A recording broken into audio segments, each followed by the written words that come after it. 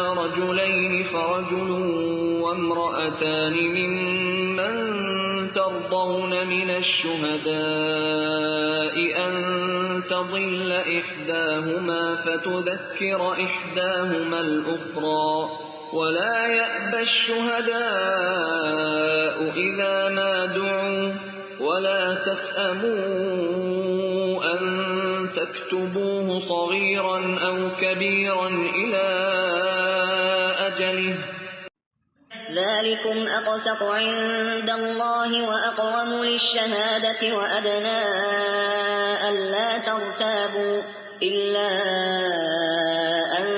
تكون تجارة حاضرة تديرونها بينكم فليس عليكم جناح ألا تكتبوها وأشهدوا إذا تبايعتم ولا يضار